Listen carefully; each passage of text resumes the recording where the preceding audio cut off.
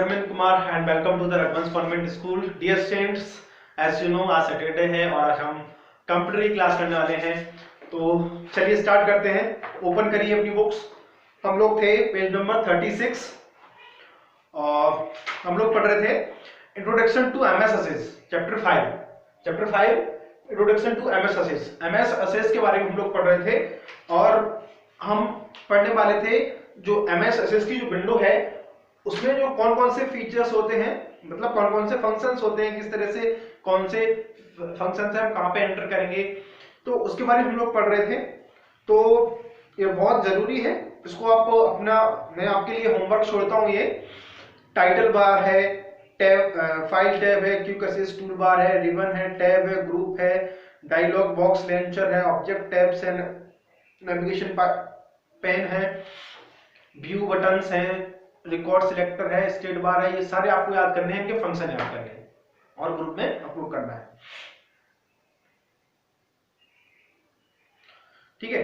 Components of a database. Component, database के component क्या क्या होते हैं? सबसे पहले होता है टेबल। ठीक है, तो टेबल्स क्या होती है? टेबल से store data is a row और column format similar to spreadsheets. Spreadsheet के सिमिलर होती है, इसमें रो होते हैं और कॉलम होता है। Every table is a database. जो सभी टेबल है वो क्या होती है? डेटाबेस होती है। फोकस ऑन वन ऑब्जेक्ट, जो कि ऑब्जेक्ट पर फोकस करती है। For example product, customer, children. मतलब जो टेबल होगी वो किसके बारे में होगी? या तो वो कस्टमर के बारे में होगी, या किसी स्टूडेंट के बारे में होगी, या किसी प्रोडक्ट के बारे में होगी। वो सिर्फ किसी एक चीज के बारे में होगी। ठीक है, उसमें क्या लिखा होगा? ऐसे सपोज करिए आप स्टूडेंट की टेबल है, तो स्टूडेंट की टेबल में क्या हो सकता है? उसका नाम होगा, उसका रोल नंबर होगा, उसके फादर का नाम होगा, मदर का नाम होगा, कॉन्टेक्ट नंबर होगा, एड्रेस होगा, उसके मार्क्स की डिटेल होगी, उसकी फीस की डिटेल होगी। ठीक है, तो उसकी पिछले साल का रिकॉर्ड होगा। तो ये सारी चीज उसमें होंगी, है ना? क्लियर है? क्यूरीज क्या होती है?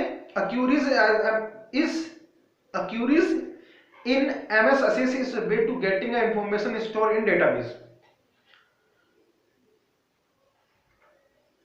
You specify the criteria of information you want to see and ask Access to retrieve it.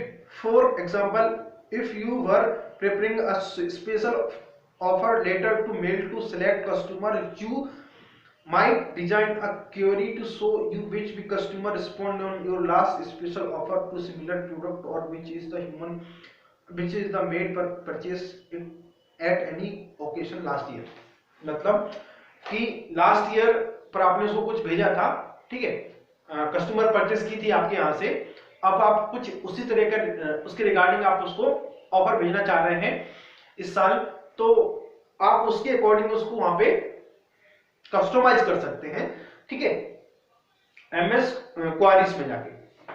Forms क्या होते हैं? In forms access provide a way to present a information content table और query so you can view and update it. मतलब forms में हम क्या कर सकते हैं? कोई टेबल और कोई कंटेंट हम अपडेट कर सकते हैं, कोई क्वेरी हम अपडेट कर सकते हैं। For example, you might see the use of data entry from the entire information.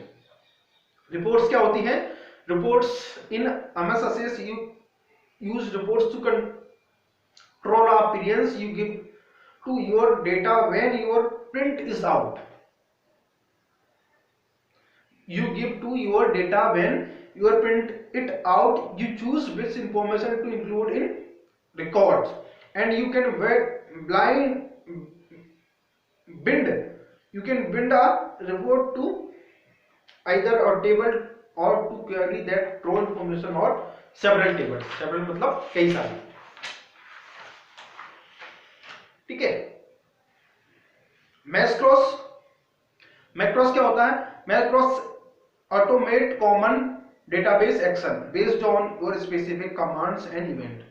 तो हमारे इवेंट और कमांड के अकॉर्डिंग वो एक स्पेसिफिक डेटा ऑटोमेटेड डेटाबेस होता है। Modules automate complex operations and give a programs more control than macros. Modules and procedures written is Visual Basic or application programs language. Creating a blank database, हम एक खाली database कैसे बना सकते हैं उसके बारे में स्टेप्स हैं। ठीक है, क्या क्या स्टेप्स हैं? स्टेप फर्स्ट, हमको क्लिक करना है ब्लैंक डेटाबेस ऑप्शन पर। सेकंड क्या है? Type a name for the database, उस डेटाबेस का नाम टाइप करना है। ठीक है। स्टेप 3 क्या है? क्लिक ऑन क्रिएट, क्रिएट पर क्लिक करना है। देख रहे हैं आप यहाँ पे डायग्राम में। और नेविगेशन पेन पर जाके हम उसको क्या कर सकते हैं? Display database object, you can create such A database और फॉर्म। इस तरह के हम उसको एक फॉर्म या कोई डेटाबेस क्रिएट कर सकते हैं। Create a database using template. Template को यूज करके हम कैसे कोई डेटाबेस क्रिएट कर सकते हैं? टेम्पलेट जानते हैं क्या होते हैं? टेम्पलेट समझना बताना पड़ेगी आपको।